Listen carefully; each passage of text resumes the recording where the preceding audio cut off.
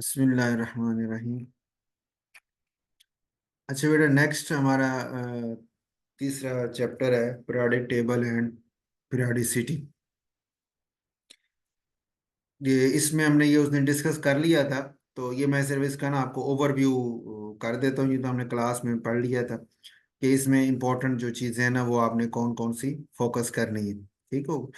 तो modern periodic table का ये जो पोर्शन दिया हो ना यहाँ पे, उसके मेन फीचर्स दिए हैं। इसमें एलिमेंट्स कितने हैं, ग्रुप्स कौन से हैं इनके, ये फैमिलीज कौन कौन सी हैं। ठीक है, ये करेक्टर्स वगैरह आप चाहे ना करें, ये एडिशनल चीज़ें।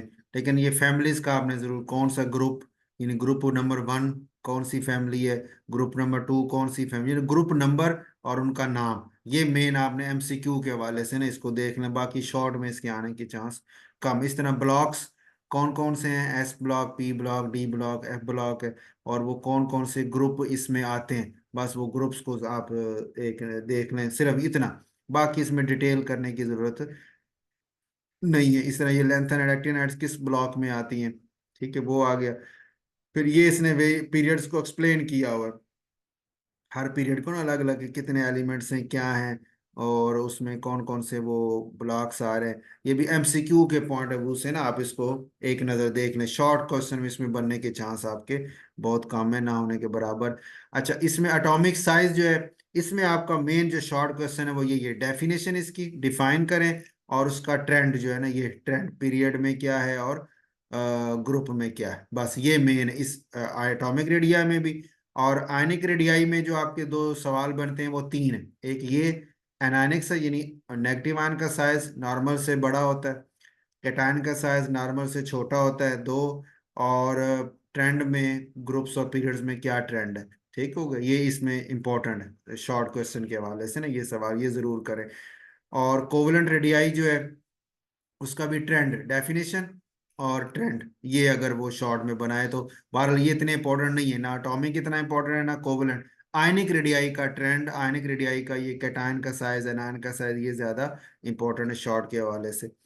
उसके बाद आयनाइजेशन एनर्जी है, इसमें आपका मोस्ट इंपॉर्टेंट शॉर्ट क्वेश्चन जो बनता है वो एक तो ये है, सेकंड आयनाइजेशन एनर्जी जो है वो फर्स्ट से ग्रेटर क्यों होती है।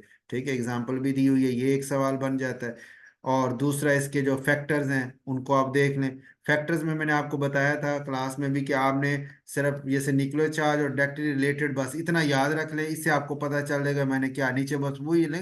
ये देखें, इसने उसी को लिखा गया, फैक्टर जितना ज्यादा होगा उतना वो फोर्सेस ज्यादा हैं, इलेक्ट्रॉन को निकालना जो है वो मुश्किल हो जाता है, तो आयनस एनर्जी ज्यादा हो जाती है। ये उसने एक्सप्लेन किया है। अगर आपसे जैसे आईसीएस के बच्चे हैं उनसे ये ना इतनी डिटेल से हो, तो वो सिर्फ इतना याद रख लें कि न्यूक्लियर चार्ज जो है वो डायरेक्टली रिलेटेड है।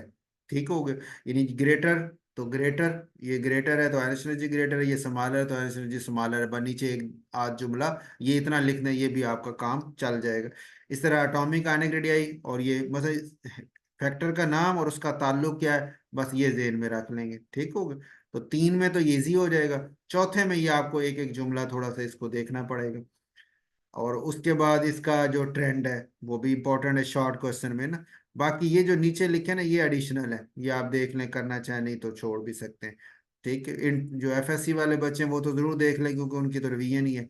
इलेक्ट्रॉन एफिनिटी जो है, इसमें जो short question main most important बनता है ना, वो एक तो ये बनता है सेकंड इलेक्ट्रॉन एफिनिटी का, कि ये पॉजिटिव क्यों होती है। ये नीचे उसने लिखा भी हुआ है उसको कि भी क्यों पॉजिटिव, डेफिनेशन है, और फिर नीचे रीजन भी दी है।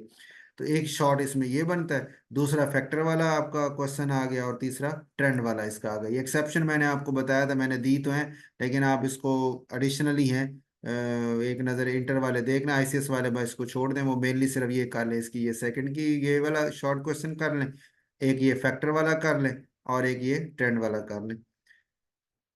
इलेक्ट्रोनेगेटिविटी जो है,